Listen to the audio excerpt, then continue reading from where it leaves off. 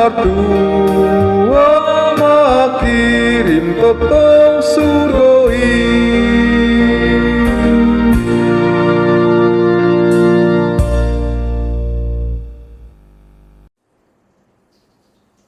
Shalom, saudara-saudari, Bapak Ibu yang dikasihi oleh Yesus dimanapun kita berada. Salam jumpa kembali dalam ibadah renungan firman Allah di Resort Surabaya Selatan. Mari kita persiapkan hati dan pikiran kita, memohon bimbingan Roh Kudus. Kita berdoa. Bapa kami yang di surga, kami memuji memuliakan Engkau ya Allah yang masih berkenan memberikan kami waktu untuk mendengarkan firman-Mu. Karena itu Tuhan, kami mohon bimbingan Roh-Mu yang kudus, biar Roh-Mu yang berbicara, Roh-Mu juga yang menguasai hati dan pikiran kami, mempersekutukan kami untuk tetap tinggal di dalam Yesus. Terima kasih Tuhan, hanya di dalam nama-Mu kami berdoa. Amin.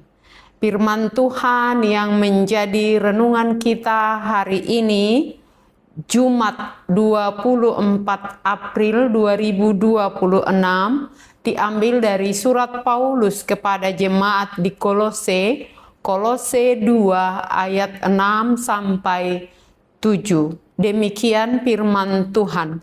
Kamu telah menerima Kristus Yesus Tuhan kita, karena itu hendaklah hidupmu tetap di dalam Dia. Hendaklah kamu berakar di dalam Dia dan dibangun di atas Dia.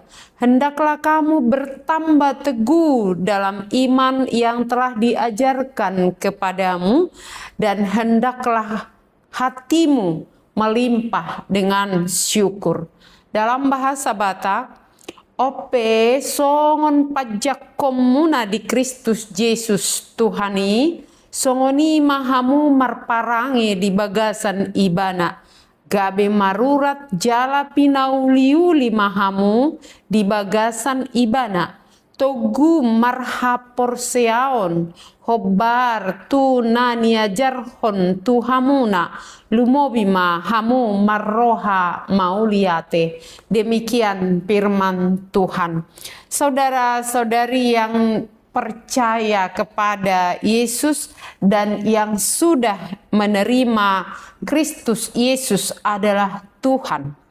Menerima Yesus adalah sebuah keputusan, tetapi mengikuti Yesus adalah sebuah proses. Sekali lagi, menerima Yesus sebagai Tuhan adalah sebuah keputusan, tetapi mengikut Yesus, hidup di dalam Yesus adalah sebuah proses. Ketika kita sudah memutuskan untuk menerima Yesus, maka kita harus mau diproses, dibentuk sesuai kehendak Yesus. Dimulai dari kita dibaptis di dalam nama Allah Bapa, Anak dan Roh Kudus, kita masuk di dalam kematian Yesus, dikubur bersama dengan Yesus, tetapi bangkit di dalam Yesus, dan sesuai dengan kehendak Yesus kita bertumbuh, berproses. Dalam hal ini, Rasul Paulus menggambarkan dalam dua gambaran bagaimana hidup orang yang telah menerima Yesus, yang telah memutuskan untuk menerima Yesus sebagai Tuhan. Yang pertama dibuat gambaran seperti tumbuhan, pohon. Kalau tumbuhan atau pohon ditanam atau tanaman ditanam, dia bertumbuh, tetapi seiring dengan itu akarnya juga ada. Semakin lama kalau pertumbuhannya sehat, baik, dia akan terus berproses, akarnya akan tertancap makin dalam, sementara ke atas dia semakin bertumbuh dan sampai berbuah. Yesus berkata dalam Yohanes 15, tinggallah di dalam aku dan aku di dalam kamu. Akulah pokok, kamu adalah ranting. Tinggallah di dalam aku dan aku di dalam kamu, sama seperti ranting tidak dapat berbuah kalau tidak tinggal melekat pada pokok. Kalau kita tinggal di dalam Yesus sama seperti ranting menyatu, melekat, menempel di pokoknya, demikian jugalah orang yang sudah menerima Yesus sebagai Tuhan, dia melekat dengan Yesus, tinggal di dalam Yesus. Kalau akar bagi tanaman itu menerima zat-zat makanan demi pertumbuhan tanaman itu, maka ketika kita melekat kepada Yesus yang adalah pokok itu, digambarkan kita rantingnya. Ranting itu akan menerima kehidupan dari pokok dan terus bertumbuh dan bertumbuh hingga berbuah dan berbuah. Di Yohanes 15 ayat 4 sampai 5 dan berikutnya dikatakan, dan buahmu akan tetap selama tinggal di dalam Yesus. Di luar Yesus kita yang sudah menerimanya, walaupun kita sudah mengaku percaya, mengaku menerima dia, tetapi ketika hidup kita lepas dari dia yang adalah pokok sumber kehidupan kita, kita tidak akan bisa berbuah dan berbuat sesuai dengan kehendak Yesus. Gambaran yang kedua yang dibuat seperti bangunan, dibangun di dalam dia, dibangun di atas dia. Yesus adalah pundasi, kita dibangun di atas pundasi yang kokoh. Yesus adalah gambaran dari batu karang yang teguh, penjuru, dasar pundasi yang kuat. Maka ketika kita sudah dibangun di atas dia, kita harus terus menerus mau, kalau di bahasa Batak dikatakan dipauliuli di bagasan Kristus, marparange di bagasan ibana, gabe marurat jala pinauliuli hamu di bagasan ibana. Teguh di dalam iman, kuat di dalam pengajaran, dan kita memiliki hati yang melimpah dengan syukur. Saudara-saudaraku, iman Kristen bukan sekedar teori di bangku gereja, melainkan gaya hidup sehari-hari, karakter, pola pikir. Jika kita sudah menerima dan mengaku Yesus adalah Tuhan Kurios, maka dialah yang memegang kendali atas segala tindak tanduk maupun keputusan kita dalam karir, juga dalam keluarga, bahkan atas persekutuan kita sebagai gereja. Gambaran yang sudah dinyatakan oleh firman Allah hari ini, bagaimana kita bisa dibangun di atas pundasi yang kokoh itu, yaitu firman Allah. Karena itu sangat penting bagi kita untuk dapat terus belajar dari Alkitab, terus belajar firman Allah. Itu yang diingatkan oleh gereja kita, bagaimana kita di tengah-tengah keluarga pengajaran iman, di tengah keluarga itu terus ada. Kita beribadah, rumah kita menjadi mezbah, tempat ibadah, tempat berdoa buat kita mendengar firman Tuhan bersama-sama dengan anak-anak kita. Orang yang sudah tumbuh berakar kuat dan bertumbuh sebagaimana sebuah tanaman yang berproses, yang bertumbuh hingga berbuah, atau seperti sebuah bangunan yang berdiri di atas pondasi yang kuat, iman akan teguh, tidak mudah mengeluh, apalagi roboh. Sebuah pantun untuk itu. Saya kutip dari tulisan yang bisa saya bacakan.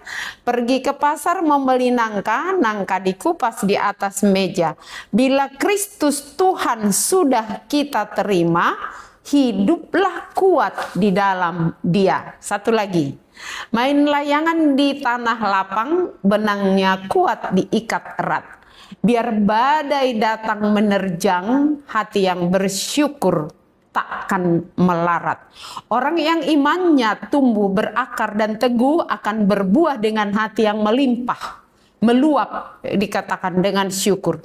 Bersyukur melalui kata, dan hati yang bersyukur melimpah dengan syukur, dikatakan tadi dalam pantun itu, tak akan melarat. Bersyukur melalui kata, perbuatan nyata, kasih, peduli terhadap sesama. Sebab ketika kita berakar, bertumbuh sendiri di tengah lapangan tanpa teman, tanpa saudara, kita pun tidak akan kuat menghadapi badai hidup yang menerjang. Tetapi ketika kita peduli menerima sesama menjadi teman dan mitra, karena kita hidup bersama itu akan membuat kita semakin kuat dalam persekutuan kita. Oleh karena itu saudara-saudaraku, mari kita tinggal tetap di dalam Kristus, hidup di dalam Kristus, bertumbuh di dalam Kristus, berakar di dalam Kristus, berbuah melimpah dengan ucapan syukur melalui tindakan kasih perbuatan bagi sesama, jadi berkat dan kemuliaan bagi nama Tuhan. Hidup yang bersyukur adalah hidup yang taat pada Tuhan. Hidup yang bersyukur adalah hidup yang sudah mengenal perbuatan Tuhan dan hidupnya menjadi saksi Kristus yang bisa dilihat oleh orang lain dan menerima kasih Kristus melalui kehidupan kita. Tuhan memberkati. Amin. Kita berdoa. Terima kasih Tuhan atas firman-Mu yang mengingatkan kami yang sudah menerima Tuhan, yang sudah memutuskan untuk menjadi pengikut Tuhan, biar kami dibentuk, diproses sesuai dengan kehendak-Mu. Berkenanlah Engkau Tuhan membentuk kami dengan kuasa Roh Kudus-Mu, dan jika kami lemah, kuatkan kami. Jika kami berduka, hibur kami. Jika kami dalam keadaan sakit, tolong sembuhkan kami. Dan kami memohon Tuhan, nyatakan kuasa firman-Mu dalam hidup kami, agar kami boleh bertumbuh, berakar, dan berbuah, membuahkan buah roh sesuai dengan tuntunan tangan Tuhan. Berkati umat-Mu yang mendengarkan firman ini dimanapun berada. Berkati pekerjaannya, kuatkan imannya, supaya tidak ada yang terombang-ambing oleh rupa-rupa pengajaran, tetapi tetap kuat, berdiri teguh di atas pondasi yang benar, yaitu Yesus, firman-Mu yang hidup. Biarlah kami semua boleh bersuka cita memuji muliakan Engkau, sehingga hidup kami juga menjadi berkat bagi sesama dan kemuliaan bagi nama Tuhan. Ajar kami menjadi saksi Kristus yang hidup di dalam kehidupan kami, melalui perbuatan kasih dan tindakan kami sehari-hari. Terima kasih Tuhan, hanya kepadamu kami memohon. Bagi mereka yang sakit, biarlah pemulihan-Mu Kau nyatakan. Bagi mereka yang bersuka cita merayakan hari ulang tahun maupun ulang tahun kelahiran dan pernikahan, biarlah Tuhan menumpangkan tangan kanan dan kiri-Mu, sehingga semuanya boleh menerima umur panjang, kesehatan, dan kebahagiaan yang daripada-Mu. Terima kasih Tuhan untuk semua perbuatan kasih-Mu, biar kami boleh hidup dalam kasih itu. Ampuni kami dan layakkan kami untuk datang di hadapan Tuhan dan menerima berkat Tuhan. Sempurnakanlah doa kami di saat kami berdoa bersama-sama dalam doa Bapa kami.